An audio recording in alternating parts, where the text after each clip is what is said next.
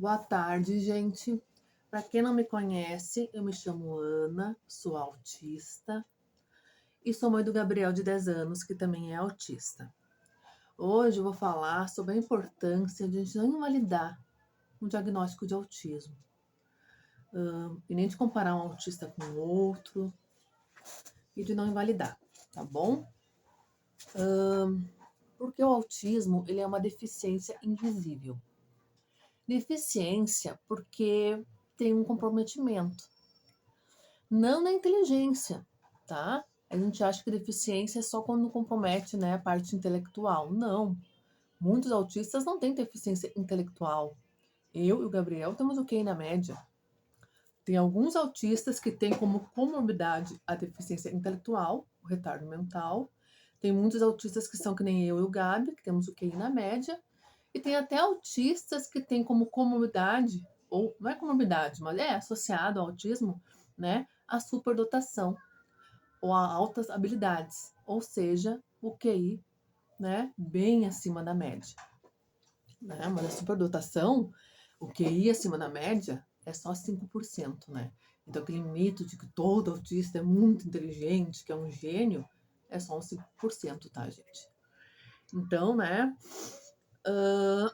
mas é considerado uma deficiência não por isso, mas que há um comprometimento em algumas habilidades, há um comprometimento na área social.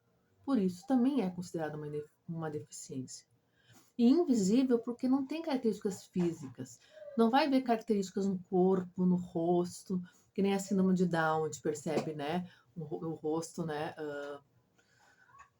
Características no rosto, quem tem síndrome de Down, alguns deficiências, alguns transtornos, a gente percebe, né? Pela parte física, a gente percebe que tem, né? O autista não. Pelo rosto, pelo físico, não tem. É pelas características no desenvolvimento. São características no desenvolvimento, tá? No comportamento. Por isso que a gente fala que é uma deficiência invisível, tá?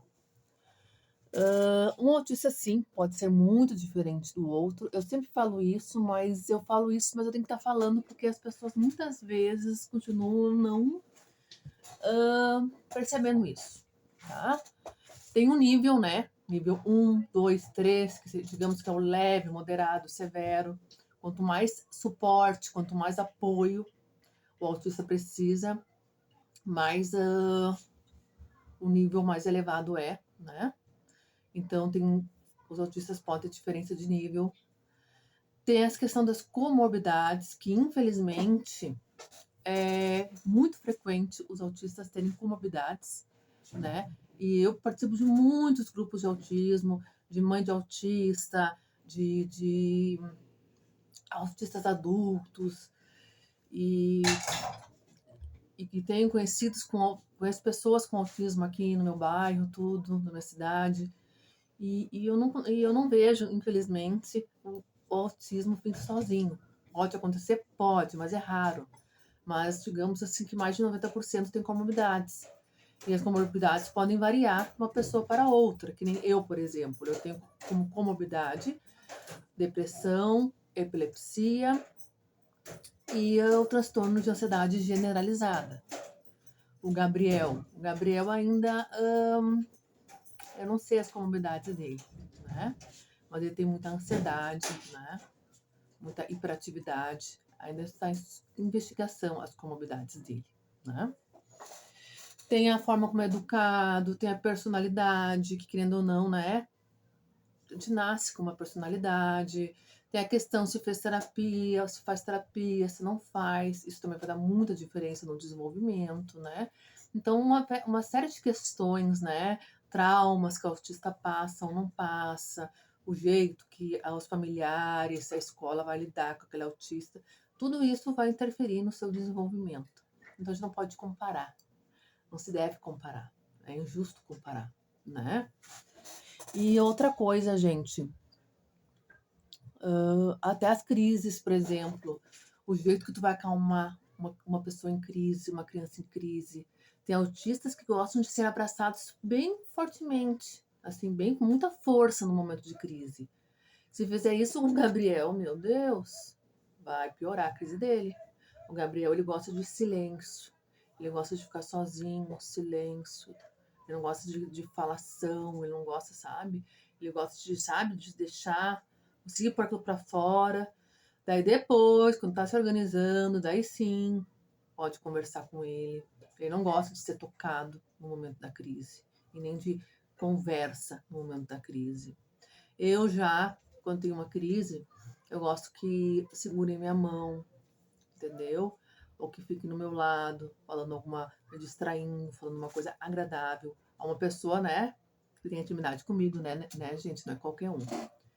E até as crises, elas podem ser diferentes, né? O Gabriel, quando tem crise, ele dá tapa nele mesmo, ou ele se explode, ele começa a gritar, falar coisas, né? Se xingar, ou xingar a pessoa próxima, né? Chorar. Eu já tenho mais crises internas. Eu tenho muita tontura, mas uma tontura, gente, que parece que eu vou desmaiar. Falta de ar, angústia, sabe? Uma sensação de desmaio. Horrível, entendeu? Mas que é bem interno. Que às vezes, se eu não falar para as pessoas que estão próximas de mim, elas podem até não perceber. Entende? Então, tudo isso varia muito de um autista para o outro, né? Eu tenho também muita dor de cabeça, dor no corpo, e isso acompanhando outra autista adulta que tem canal no YouTube, a professora autista, que eu aprendo muito com ela também, que ela tem canal no YouTube também, e ela, com ela que eu descobri isso, e eu tenho muito isso, desde que me conheço por gente, né? Enxaqueca, dores físicas, né? Que começam do nada e param do nada, né? A tontura. Ontem eu tava com uma tontura que eu parecia que eu ia desmaiar, né? E depois, de uma hora, do nada passou, entende? Era uma crise, entendeu? E muito que ela falou, e é também, pra gente que é autista, muitas vezes é parecida com uma crise de ansiedade, uma crise de pânico. Mas é crise do autismo, tá? Mas, como eu falei, pode variar de um autista para outro. Assim como a forma que tu vai acolher vai variar de um autista para outro. Assim como as dificuldades, gente. Tem autista que vai ter atraso na fala, vai ter dificuldade na fala. O Gabriel fez 3 anos de fono, bióloga, recebeu alta. E mesmo assim, tem dias quando ele está muito nervoso, que ele enrola ainda, ou ele fala muito acelerado e algumas palavras as pessoas não entendem. Eu também fiz 3 anos de fono quando era criança, mas eu também, se eu fico muito nervosa, eu posso patinar numa palavrinha ou outra, bem menos que o Gabi, mas acontece. E tem autistas que não têm atraso na fala, que não vão precisar ir em fonoaudióloga, né? Pelo contrário, tem autistas que falam mais cedo que as outras crianças, que falam tudo certinho, bonitinho. Tem autistas que são não verbais, que não falam, e depois, lá com 8, 9 anos, vão começar a falar, ou outras que vão ser não verbais pro resto da vida. Então a gente tem que cuidar para não comparar, não achar que uma estratégia que serviu para um vai servir para o outro. Às vezes pode, mas nem sempre. Então a gente tem que ter cuidado e não comparar, sabe? Que às vezes um vai ter um tempo, o outro vai ter outro tempo. O Gabriel desfraudou na idade certa. Tem autistas que demoram, tem muita dificuldade de desfraudar e desfraudam muito, muito mais tarde, entendeu? Mas não é porque a mãe não estimulou direito. É que o Gabriel não teve essa dificuldade, entende? Então tudo isso varia muito. E também a questão das áreas, gente. Tem áreas que a gente é muito bom, a gente vai muito bem, a gente tem habilidade, e tem áreas que a gente tem muita dificuldade. O Gabriel tem áreas que ele é muito, muito esperto. E tem outras que, né, a coordenação motora fina, a leitura, ele tem uma dificuldade enorme, enorme, enorme. Mas daí a gente tem que cuidar que não é daí preguiça, falta de esforço, os pais que não estão estimulando, falta de terapia. Claro que infelizmente tem crianças que não estão tendo terapia, e isso sim faz muita, muita diferença. A do Gabriel, né, Desde a suspeita ele faz terapias, né?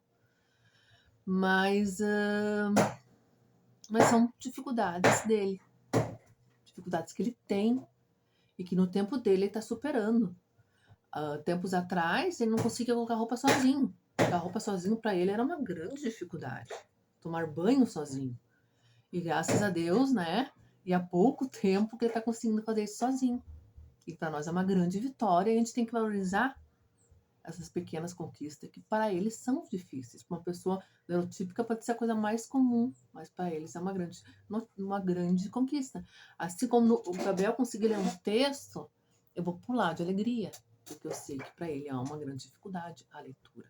A concentração para o Gabriel é muito, muito difícil. Mas tem habilidades e áreas que o Gabriel ele é mais esperto que uma criança que não tem autismo, entendeu? Mas são áreas. E tem que cuidar. Naquela área ele é muito bom e naquela área tem dificuldade, então essa dificuldade é porque falta de estímulo, é preguiça, é não sei o quê. Não, é assim mesmo. A gente tem esse disparate, entendeu? Isso até eu vi um autista adulto falando, né? Que em certas áreas ele era brilhante, em outras áreas ele parecia um bobo, parecia ter mais dificuldade que de repente uma criança. E é assim que é o autismo. Por isso que a gente tem que ter cuidado, muito cuidado com não julgar, com respeito, com não comparar, né? Isso é muito, muito importante. E não comparar também um autista com o outro, né? Tem autistas que não têm serotipia, que não abanam as mãos, né? Que não tem aquelas crises explosivas, que tem mais crises internas que os outros não percebem, né? Que não falam, não tem dificuldade para falar, falam certinho, né? Então, por isso que eu falo. Por isso que o autista, sim, pode ser muito diferente do outro. E a gente tem que ter esse cuidado, né? Não é que as dificuldades são diferentes ou as dificuldades são mais internas que seja menos autista, né? Porque eu já tive dificuldade de me querer dar ficha prioritária, mesmo eu tendo laudo. Porque as minhas características são mais invisíveis do que a do Gabi, que abana as mãos. Então, lá onde vai na psicóloga, o Gabi, ela já dá, vai um ano lá, ela já dá automaticamente prioritário pro Gabi, porque o Gabi, ele, né, demonstra mais, ele abana as mãos, ele é um pouquinho mais estereotipado. Eu já sou mais interno. Só que já aconteceu de eu passar mal 2 vezes em recepção. E eu tenho laudo, então eu tenho direito, tanto direito ao prioritário como o Gabi, né? E eu mesma às vezes acho, não, né? Como eu é mais discreta as minhas características, então não, eu às vezes fico com vergonha de pedir prioritário. E isso eu estou trabalhando em mim, eu tenho direito. Eu já passei mal por, né, atendimento demorado. Então, e é um direito também, né? Tudo isso a gente tem que ter consciência. Consciência e as pessoas, né, que dão, ainda mais que eu tenho laudo, né? Eu tenho laudo, eu tenho diagnóstico, eu tenho tudo, né? Eu tenho a comprovação do meu autismo. Tá no canal aqui, quem acompanha meu canal, né? Eu coloquei o meu laudo, eu coloquei o meu diagnóstico, tudo aí para não ter aquela coisa, a Ana tá inventando, é coisa da cabeça da Ana, é fenótipo ampliado de autismo. Não, eu tenho autismo sim. Fiz muitos testes, muitas avaliações, foi meses de psicóloga, muitos testes, muitas avaliações, né? Tem um relatório de 3 folhas da psicóloga, tem o laudo da psiquiatra, né? Tá tudo ali comprovado. Tá comprovado, né? Só que a gente tem muitos mitos sobre autismo ainda. A gente compara muito um autismo ao outro. Isso faz com que alguns autistas não tenham diagnóstico, porque comparam com um coleguinha que tem autismo e é bem diferente. Ou alguns autistas são muito cobrados, né? Porque não aparecem as dificuldades, são mais internas. O Gabriel tem também crises internas. Ele tem muita ânsia de vômito e dor de cabeça quando ele está muito, muito ansioso, né? Então, isso tem que ter muito, muito cuidado para não cobrar demais o autista, levar o autista à depressão e não cobrar também, não subestimar, fazendo com que o autista também não evolua, porque também o autista é capaz. Então, esse cuidado, ele é essencial. Gente, curte agora para não esquecer, comente, se inscreva para me poder continuar com o canal, tá? Fique com Deus.